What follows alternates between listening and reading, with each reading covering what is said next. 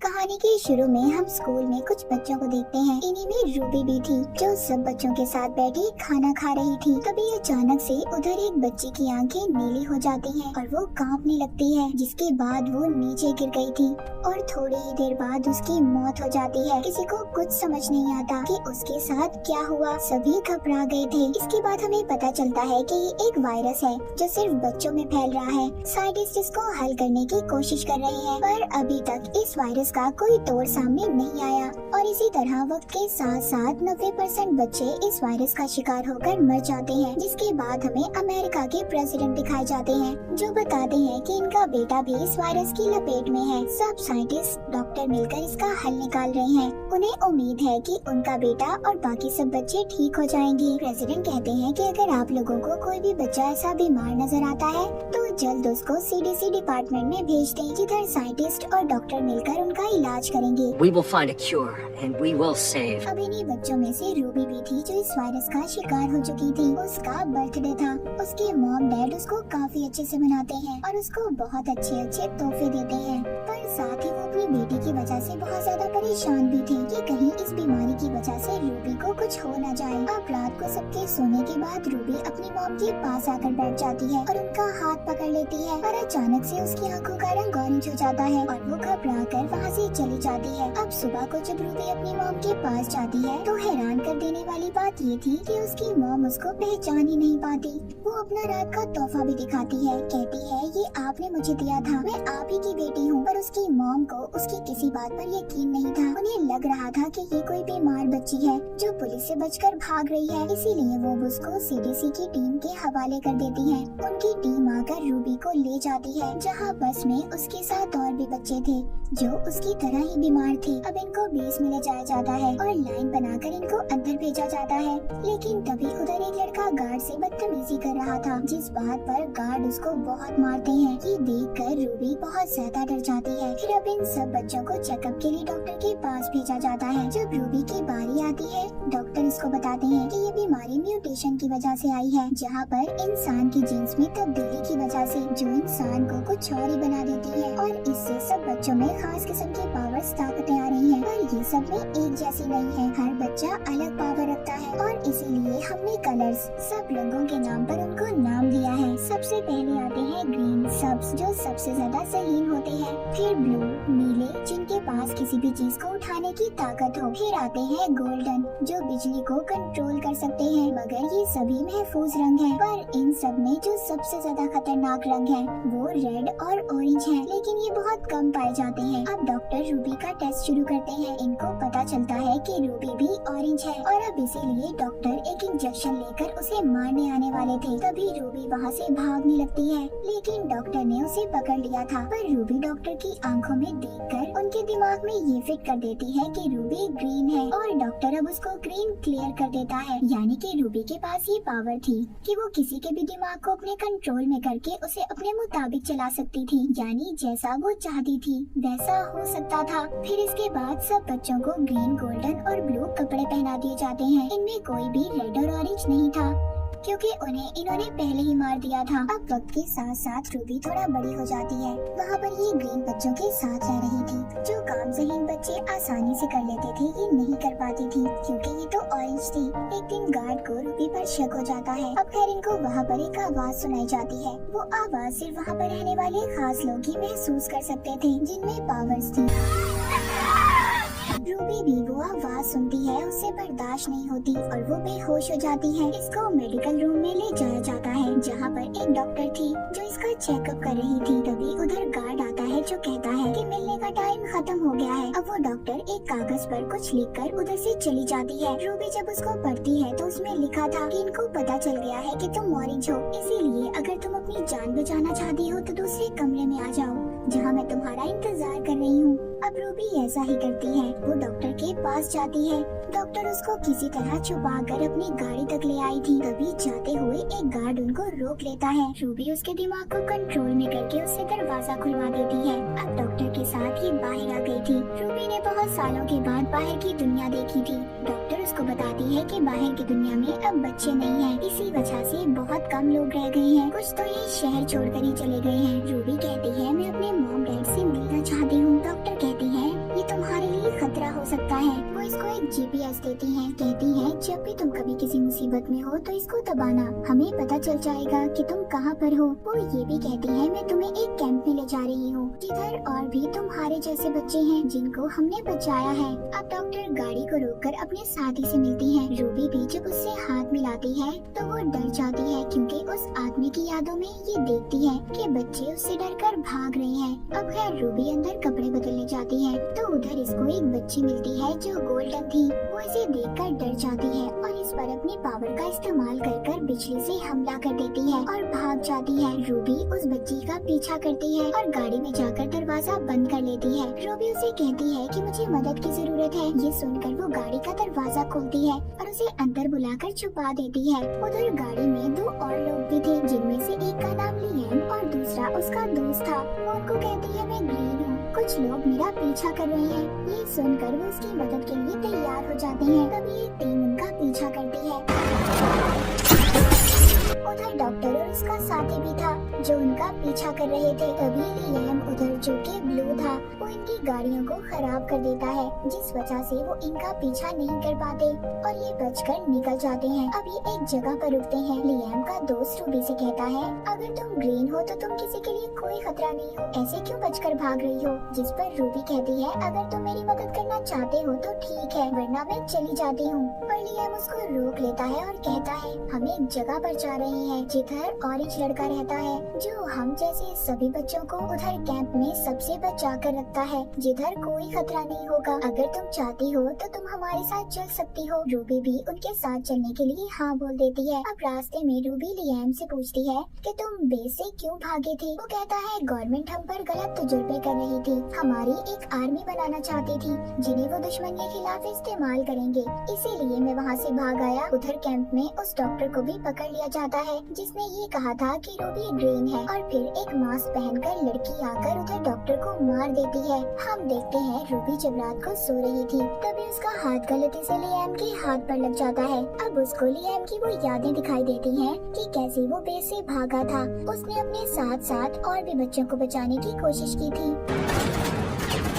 पर नहीं बचा पाया। जिसके बाद गोल्डन बच्ची रूबी को अपना एक ड्रेस देती है जिसे पहनकर वो बहुत ज्यादा अच्छी लग रही थी। लिएम भी उसकी तारीफ करता है। तभी उधर दो आदमी इनको बुरी तरह घूरने लगते हैं। रूबी इनके दिमाग को अपने कंट्रोल अपने काबू में कर लेती है और फिर जिसके बाद ये लोग अपनी वैन में बैठकर चले जाते हैं जिधर प्रेसिडेंट के बेटे की रिकॉर्डिंग चल रही थी। वो कहता है अगर मैं ठीक हो सकता हूँ तो तुम क्यों नहीं। जिसके बाद ये एक मॉल से बहुत सारी शॉपिंग भी करते हैं क्योंकि वहाँ पर कोई भी नहीं था। पर तभी वहाँ पर कुछ बच्चे इन पर हमला कर देते हैं। गोल्डन बच्ची भी अपनी बिजली जैसी पावर का इस्तेमाल करती है और उन्हें रोक लेती है।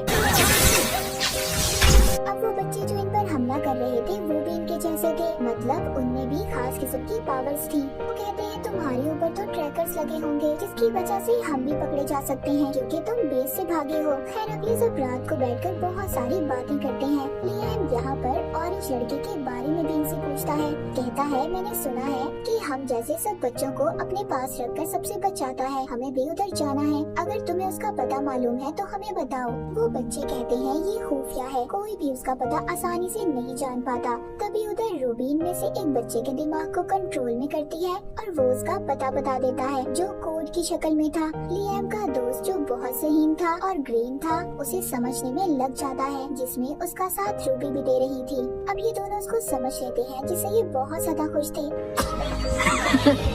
रूबी उस जगह पर थी जिधर इसके मॉम डैड रहते थे। ये उनसे मिलने के लिए बेताब थी। अब ये फैसला करती है कि वो अपने मॉम डैड से मिलने जाएगी। अब ये रूबी को उसके मॉम डैड के पास छोड़ देते हैं पर जब ये उनके पास जाती है तो उनसे नहीं मिलती क्योंकि इसे ऐसा लग रहा था कि वो इसे नहीं पहचानेंगे और इस बात पर इसे बहुत दुख होगा। इसीलिए ये अपने मॉम डैड से नहीं मिलती और बहुत रोती है। रास्ते में अब इसको लिएम मिलता है। ये लिएम के साथ अब वापस वैन में जाकर बैठने वाली थी। तभी उधर एक लड़की आती है। ये वही थी जिसने बेस में डॉक्टर को भी मारा था। ये इनको यहाँ पर पकड़ने आई थी। तभी रूबी इसे अपने कंट्रोल में कर लेती है। कहती है तुम सीधा उस जंगल में चलती जाओ और तुमने रुकना नहीं है चाहे तुम्हें भूख प्यास जो भी लगे। ये सब देखकर इसके दोस्त हैरान हो जाते हैं कि ये सब कैसे कर पा रही थी। इनको पता चल गया था कि रूबी ऑरेंज है। जिसके बाद ये अपने तीनों दोस्तों को वैन में बैठने का कहती है। रूबी यहाँ पर पर सबसे पूछती है कि तुम्हें डर नहीं लग रहा मुझसे? मैं ऑरेंज हूँ। लियाम कहता है नहीं, इसमें डरने की क्या बात है। वो कहती है मैं अपनी ताकतों को कंट्रोल नहीं कर पाती और मैं जिसको भी छू लेती हूँ उसे अपने कंट्रोल में कर सकती हूँ, और अगर मैं ये किसी पर अचानक करूँ तो उसकी मौत भी हो सकती है। अब इसके बाद ये लोग आगे बढ़ते हैं। तभी कुछ बच्चे इन पर हमला कर देते हैं जिन्होंने फौजी जैसे कपड़े पहने हुए थे, पर तभी उनमें से एक बच्चा लियाम को पहचान लेता है। लियाम कहता है बस हम यहाँ पर रहना चाहते हैं, हमें किसी चीज से कोई खतरा ना हो। ये लोग मान जाते हैं, इनको अपने साथ ले आए थे। फिर इनको ऑरेंज लड़के के पास ले जाया जाता है जो कोई और नहीं बल्कि प्रेसिडेंट का बेटा था। वो रूबी और उसके दोस्तों को देखकर बहुत खुश होता है। अब ये यहाँ पर सबको सच्चाई बताता है। प्रेसिडेंट यानी मेरे डैड ने सबसे झूठ बोला कि मैं ठीक हो गया। सब मुझ पर नए नए तजुर्बे कर रहे थे। जब कोई भी ठीक नहीं हुआ तो इन्होंने कैंप बनाकर वहाँ पर बच्चों को उधर रखने लगे। वो रूबी से कहता है तुम फिक्र नहीं करो, मैं तुम्हें तुम्हारी पावर्स का इस्तेमाल बताऊंगा, सिखाऊंगा मैं तुम्हें। अब आहिस्ता आहिस्ता रूबी भी सब सीख रही थी। एक दिन ये बहुत उदास थी। ऑरेंज लड़का प्रेसिडेंट का बेटा रूबी के पास आता है, कहता है एक ऑरेंज ही